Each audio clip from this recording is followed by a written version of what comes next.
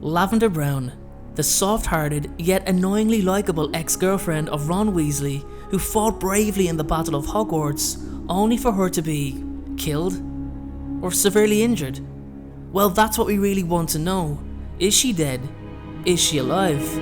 Let's take a look at the possible fate of Lavender Brown.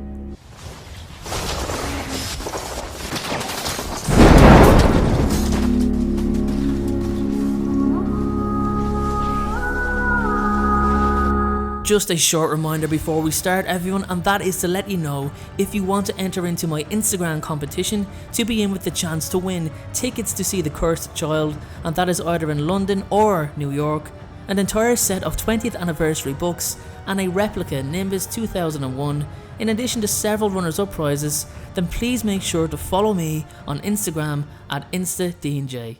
Lavender Brown. Well, I'll be honest, I like her. I like the character.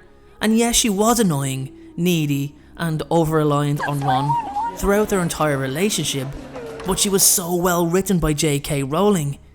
So when it actually comes to Lavender Brown's current state of existence, it's all but confirmed that she's dead. I mean, a large portion of Harry Potter fans are fully convinced that Lavender lost her life during the Battle of Hogwarts. But that's the thing though, it may be all but confirmed, but factually, it hasn't been confirmed, despite so many attempts to have J.K. Rowling shed some light on the fate of Ron's ex. Even on Lavender's Pottermore profile, it has some details about her, but no date of death. Compared to someone who did die, like Remus Lupin for example, if we take a look at his Pottermore profile, his date of death is very clear to see. However, and this is a very big however, it previously stated on Lavender's Pottermore profile that she was, open quote, presumed dead, close quote, until it mysteriously was removed. So it's almost as if JK doesn't want us to know. After all, Pottermore is her site. But isn't that typical Rowling? She said there was questions she purposely left unanswered so that the door wasn't completely closed on Harry Potter, so that there was something that could always leave us wondering. After all, there's been so many fan theories out there that some of these unanswered questions has brought much benefit in terms of fan contribution. Now, Lavender's supposed death is described as follows in the book. 2 bodies fell from the balcony overhead. As they reached the ground, a grey blur that Harry took for an animal sped 4-legged across the hall to sink its teeth into one of the fallen. "No!" shrieked Hermione, and with a deafening blast from her wand, Fenrir Greyback was thrown backwards from the feebly stirring body of Lavender Brown. Feebly stirring body of Lavender Brown. Let's look at those 2 words. Let's break them down. Feebly is an adverb described as a way that lacks strength or force, and stirring is described as moving briskly or initial signs of activity. Basically, after the fall and possible Greyback attack, Lavender showed a weak but certain sign of activity. She was alive. She was moving. Now, that is not to say that she could have died later from her injuries. And speaking of her injuries, we'll take a look at the severity of the damage she sustained in a moment, but let's clear another rumour up. Did she die in the movie? Well, yes, Lavender Brown died in the movie, and this is confirmed on page 215 of Harry Potter Page to Screen, The Complete Filmmaking Journey, where it reads, Jessie Cave was also happy to come back, even knowing that Lavender Brown wasn't going to survive the final film. She's not very lucky, the actress understates. She doesn't meet a nice ending. She gets eaten by Fenrir Greyback. Cave recalls her death scene, which took several nights of shooting. The actress said, "I had the most amazing prosthetic scar that looks so scary. It looks like I was actually mauled to death. The only thing that's wrong with this is that the movies are not canon. Therefore, in reality, I can't accept that this is the outcome of Lavender's fate." Now, with that being said, the next thing I want to do is take a look at the injuries that she sustained. Now, Lavender fell from the balcony overhead the ground floor, which, judging from scenes in the movie and photos, looks to be a 25 to 30 foot drop. And then if we go by the angle or falling position, that can result in serious injuries. For example, a fall from just 10 feet can result in a fractured spine, broken ribs, and even a fractured skull. Lavender fell from over double that height from the result of what appears to be a physical encounter, since her and a second body both went over at the same time. This fall alone could have killed her, if not left her paralysed or critically injured, even before Greyback attacked her. Now, in my mind, there's two possible scenarios that could have occurred with the attack. The first possibility is that the second person who went over the balcony with Lavender was indeed Greyback, who landed a couple of feet away from her, and landed safely at that due to his animal instincts, which means he would land on all fours, and then ran towards her to finish her off.